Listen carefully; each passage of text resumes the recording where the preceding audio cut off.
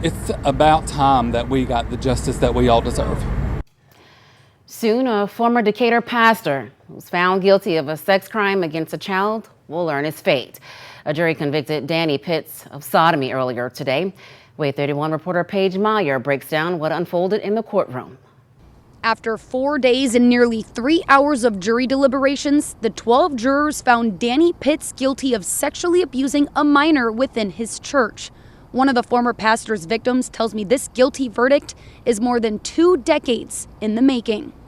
It has been single-handedly the hardest thing I've done in my entire life. 61-year-old Danny Dwayne Pitts now facing up to 20 years in prison for sodomy in the second degree. Pitts was first arrested back in November 2021 on a 2-count indictment. He pleaded not guilty the following year. Since then, his trial date was delayed 4 different times. This week, the courtroom heard from 2 victims who previously attended Grace Point Church in Decatur. One of the victims, Matthew, testified that Pitts sexually abused him in the early 2000s. The state says although Matthew's justice took some time, it is justice nonetheless. When you talk to someone like Matthew, who's been through so much over 17 years, waiting for the system to catch up and help him the way it should have when he was much, much younger. So it's not hard to be passionate when that's the case.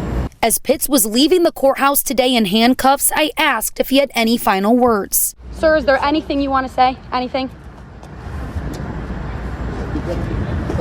Pitt's defense team also declined to comment. Matthew says it's been a long, difficult road, but a validating one. This was just validation for myself and all the other victims that he has been accused of hurting.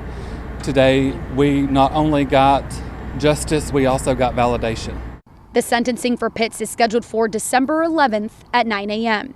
He's facing anywhere from 2 to 20 years in prison. Once he's released, he will be registered as a sex offender. As for Pitts' status tonight, he is in the Morgan County Jail with no bond. Reporting in Morgan County with coverage you can count on. Paige Meyer, WAAY 31 News. Children's trust should never be violated in this way. Paige, thank you for that report. Well, one of those victims who testified in Morgan County also plans to testify against Pitts again in November. He's set to face a jury on similar charges in Grundy County.